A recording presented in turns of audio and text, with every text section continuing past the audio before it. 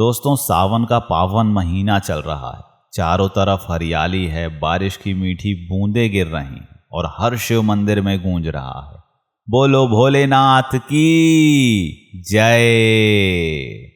कहते हैं सावन महादेव का प्रिय महीना है, लेकिन क्या आपने कभी सोचा है कि शिव, जिनका मन कभी किसी में लगा ही नहीं, वो आखिर किसके हो गए? आज की इस कहानी में मैं आपको सुनाने जा रहा हूं जब शिव और पार्वती जी का विवाह हुआ।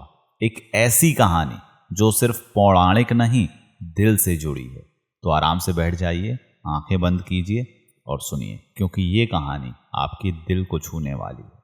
दोस्तों, शुरुआत होती है उस दिन से जब शिव की पत्नी सती ने अपने पिता दक्ष के अपमान के बाद खुद को अग्नि में समर्पित कर दिया। सती के जाने के बाद शिव पूरी तरह से टूट गए। उन्होंने अपनी जटाएं खोल दी, भस्म मल ली और चले गए हिमालय के शमशान में। सारी दुनिया से नाता तोड़ लिया। वो ध्यान में डूबे रहते, कभी नागों के बीच, कभी बर्फ के बीच। ना उन्हें संसार का दुख दिखा और ना ही सुख। उन्हें बस शांति चाहिए थी। लेकिन इस दुनिया का संतुलन बिगड़ने लगा, क्योंकि शिव बिना शक्ति के अधूरे थे और शक्ति बिना शिव के। हिमालय राज और उनकी पत्नी मैना के घर में जन्मी एक सुंदर कन्या, जिसका नाम रखा गया पार्वती।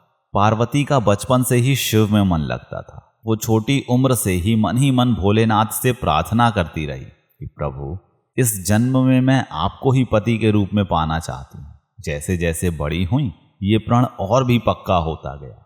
सावन के महीने में वो रोज शिवलिंग पर जल चढ़ाती, बेलपत्र चढ़ाकर कहती, हे शिव, मुझे अपना बना लीजिए। एक दिन उन्होंने ठान लिया, अगर मुझे शिव को पाना है तो उनकी तरह तप करना होगा। इतना सोचकर वो अपने महल से निकल गईं। कठिन तपस्या शुरू की। गर्मियों में धूप में बैठी, सर्दियों में बर्फ पर, बरसात में खुले आसमान के नीचे। उनकी इतनी तपस्या देखकर देवता भी दंग रह गए। सालों बीत गए और आखिरकार शिव की आंखें खुली।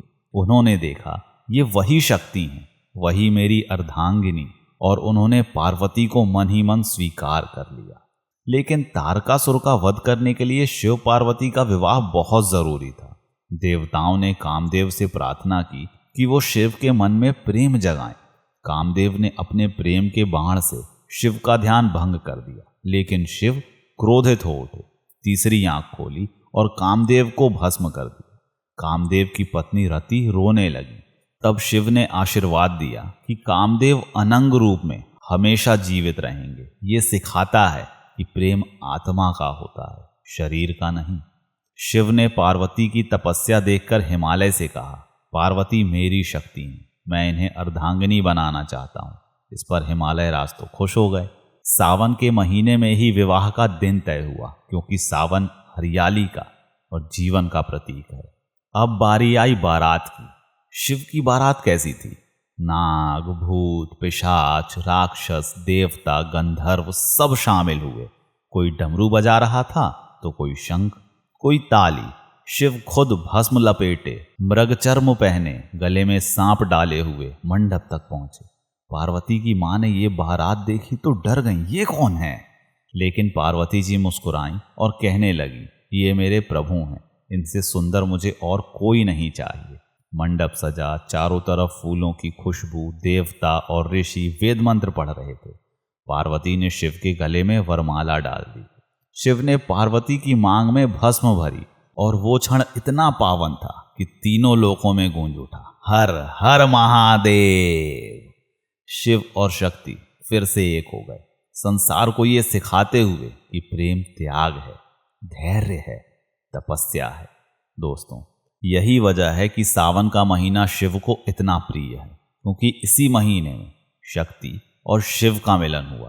कहा जाता है कि इस महीने में जो कन्या सोमवार का व्रत करती है, उसे शिव जैसा पति मिलता है।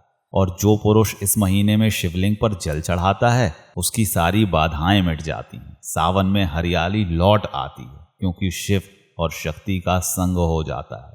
आज जब आप सावन में शिवलिंग पर जल चढ़ाएं, तो बस ये प्रार्थना करें, हे भोलेनाथ, मेरी आत्मा को अपनी भक्ति में डुबा दो। मेरी हर सांस में सिर्फ आपका नाम रहे। तो दोस्तों, ये थी शिव और पार्वती के विवाह की वो कहानी जो आज भी हमारे दिलों को छू लेती है। अगर आपको ये कहानी अच्छी लगी तो इस वीडियो को ज़रूर शेयर कीजिएगा और कमेंट में एक बार लिखिए हर हर महादेव। सावन में भोलेनाथ आप सबकी मनोकामना पूरी करें। जय भोलेनाथ। हर हर महादेव।